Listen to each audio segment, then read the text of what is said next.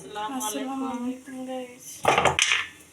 এই যে এগুলো কি আপনারা সবাই কি বলেন জানি না, আমরা গরুর ঠ্যাং বলি, পায়া বলি। তো সেগুলো আজকে রান্না করব। আশা করি সবাই ভালো আছেন, সুস্থ আছেন। আজকে পায়াগুলো আমি রান্না করব, সেজন্য সুন্দর করে গরম পানি দিয়ে ধুয়ে পরিষ্কার করে নিয়েছি। এখন এগুলো মশলাগুলো দিয়ে সেদ্ধ তুলে দেব। এখানে যে পেঁয়াজ মরিচ গুলো কেটে নিলাম,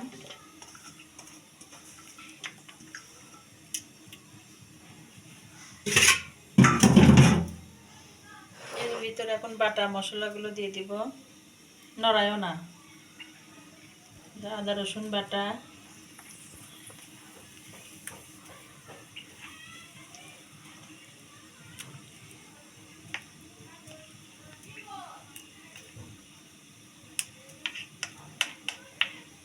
এখানে শুকনা মরিচ বেটে নিয়েছি,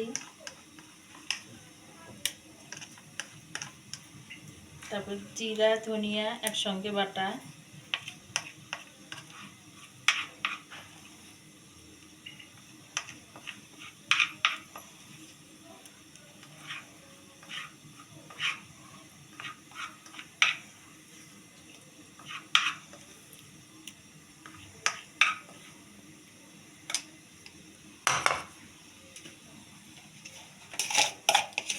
লবণ দিয়ে দিলাম,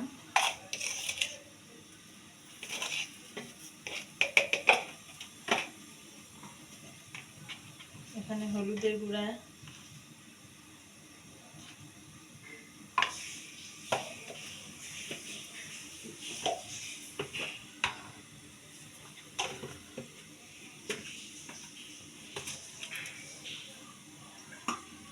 এখানে জিরা ধনিয়া সবগুলো আমি একসঙ্গে গুঁড়া করে রাখি। তারপরে এলাচ তেজপাতা দারচিনি সেই গুঁড়া মশলাগুলো দিব, সবগুলোই দিব।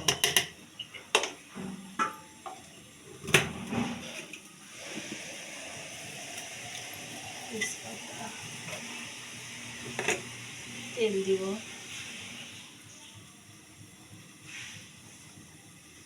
তারপর আবার বাগার দিয়ে পরে আবার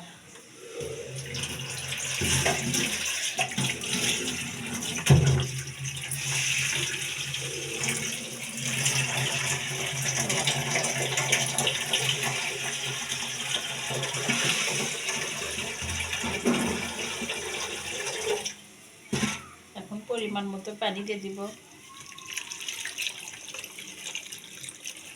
এগুলো তো আজকে খাওয়া যাবে না, এগুলো আজকে সারাদিন সেদ্ধ হবে, তারপরে কালকে একবারে খাওয়া দাওয়া। এটা হতে থাক, তারপরে আবার আসছি। কয়েক ফোঁটা জিরা দিয়ে দিই। জিরা দিলাম বাগারে, ওই যে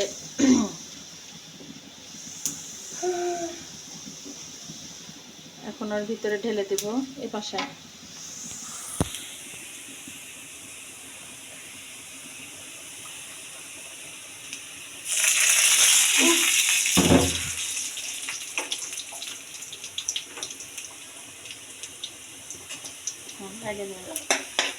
এই যে এখন বাগার দিয়ে দিচ্ছি ঠ্যাংগুলোর ভিতরে। গরুর পায়া রান্না একটু বাগার দিলে যাই হোক টেস্টটা একটু বেড়ে যায়, যার কারণে জিরা দিয়ে পেঁয়াজ দিয়ে বাগারটা দিয়ে দিলাম।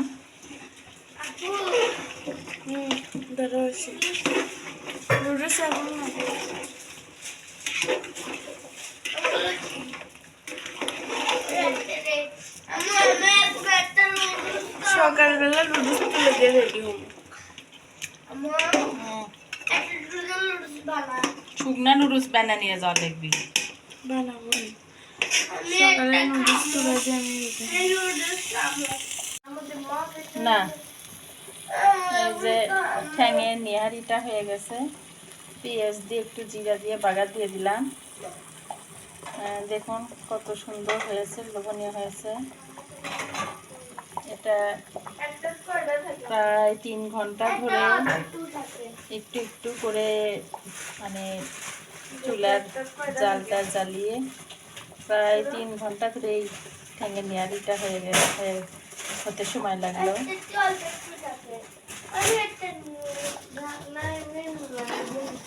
এই যে প্রায় অনেকটাই সেদ্ধ হয়ে গেছে, এখন এটা খাওয়া যাবে।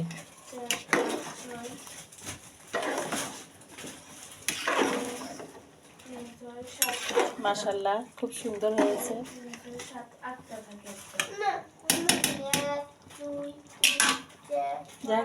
যাই হোক আমার বোনেরা সবাই এই ভিডিওগুলো যদি ভালো লেগে থাকে প্লিজ সবাই আমার পাশে থাকবেন, দয়া করে প্লিজ সবাই একটু লাইক শেয়ার কমেন্টস করবেন, সাবস্ক্রাইবার হবেন প্লিজ। আপনাদের কাছে এইটাই আমার চাওয়া, আমার চাওয়াটুকু পূর্ণ করে দিবেন।